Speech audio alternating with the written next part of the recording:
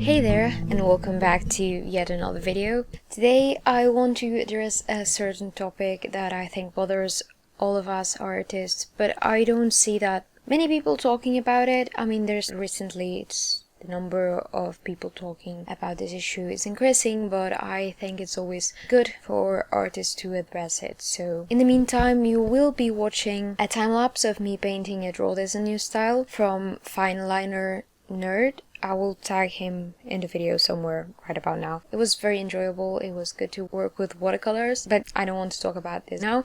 So I'm gonna just have that as a background while I'll tell you a bit of what I'm talking about. So I want to talk about artist burnout and imposter syndrome. I think I have been suffering from imposter syndrome quite a lot lately. I didn't suffer from it as much at the beginning of the career because I knew a lot less about the art world and everything, and I was learning so much, I was seeing myself improve so much that I didn't really feel I had it. But the last couple of years, I don't know, I guess it's because I'm more exposed to the art world, to what's out there, to a lot of professional artists.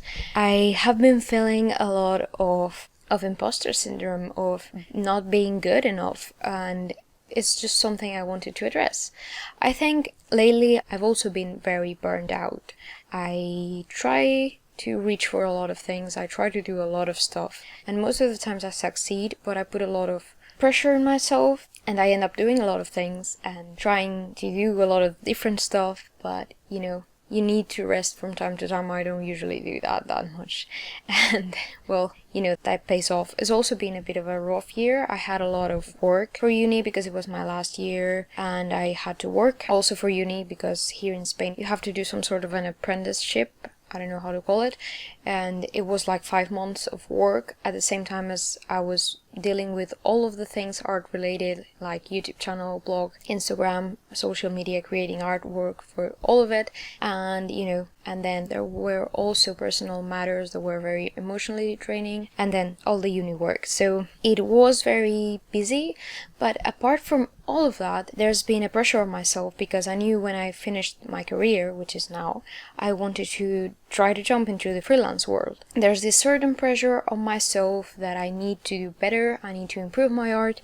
and I need to do art and grow my social media, my channels, my blog, so I can live off my art when I'm done. And I know I don't have any problem if I have to work part-time on a different thing, have a day job, but I know I want to do this, so I'm just trying very hard to do all that I can to, support myself as an artist. Right now I'm trying hard to improve my portfolio and everything, to just search for freelance work. So the thing I've noticed is that I've been comparing myself a lot lately to a lot of artists, and all artists do this. This is kind of a big thing among artists, and a lot of the imposter syndrome comes from this. But yeah, I've been comparing myself to artists out there who are successful and have a career, and you don't really compare the years they've put on, even though they've been working for 20 years, 30 years, and of course they will have a successful career and they will make constant income. Well, constant, how freelance works, but they make enough money to have a living as an artist and everything. But it's not healthy to compare yourself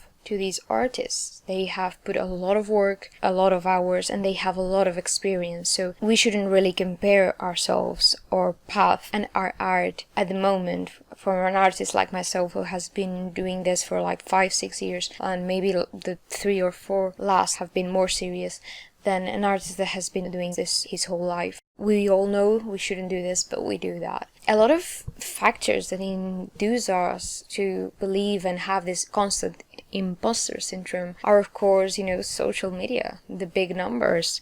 When you see artists out there with big numbers, it's basically impossible not to compare ourselves and not to feel discouraged with our little numbers. But that's not all that is in the art world. There might be someone out there who only has 6,000 followers that is making a living as a freelancer artist, and there might be someone out there with 300,000 followers that is not. For example, not a long time ago, well, a few years ago, the artist in Atomic was really popular on Instagram. Right now I think he's near the 1 million followers. Some time ago he said he didn't make barely any money from his art. He was a tattoo artist and that's where his money came. And he was highly popular on Instagram. He did a lot of fan art and stuff, but he still didn't make enough money, reliable money from his Instagram and his following and everything. Which, you know, makes you think that sometimes numbers just don't work that well.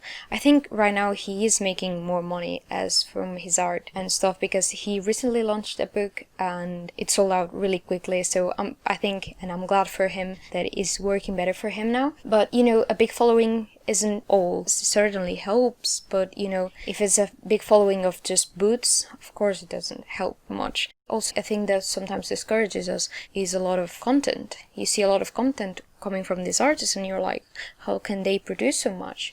And of course there's artists that are productive. I mean, I myself, some time ago, I will make more than 100 pieces a year and maybe more, and sketches and stuff, so I will have basically something to post every 2 days at least, and sometimes I will have a lot to post basically every day. But that's not how a normal working person works. That's probably you in the beginning stage if you're in high school or something and you have a lot of time to draw. But any normal adult that has a life, that has kids or university or a job, can't do that. And it's fine if you repurpose content, and most of the times that you see all of these accounts putting work constantly, they're reposting a lot of work. Sometimes they will say it, sometimes they won't. But you know, social media is a very fast moving thing that won't mind if you post older work that still looks good, because it just works. And as soon as I realized that, a whole pressure was lifted off my chest and I started repurposing content, and right now I don't feel as stressed as I usually did with social media and forced to put out content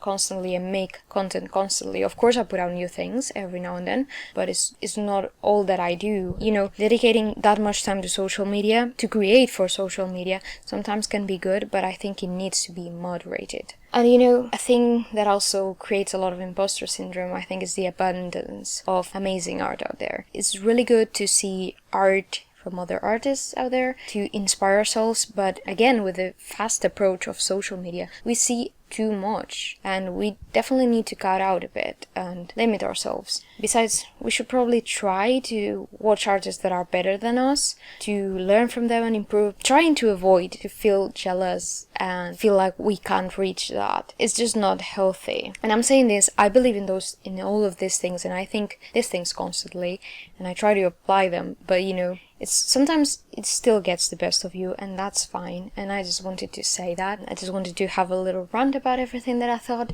and I hope that if you're in somehow this stage or somehow in a similar state that I am, with pressure on yourself for whatever reason, just know that if you keep working, someday you will get where you need to. You just need to keep putting up the effort, but don't forget to take a break from time to time. It's good for you. It will recharge your batteries and it will make you a better artist in the long run. Much better than if you just burn yourself out. You end up giving up because you're just too tired to keep doing it. That was all. I hope you enjoyed this little rant. Please leave me a comment with your thoughts below. I would love to chat with you about it. I'm also open to DMs and stuff in my Instagram. I also respond to them all, so if you want to chat, I'm here if you're in the similar situation. And I will see you again on the next video, hopefully with a brighter topic.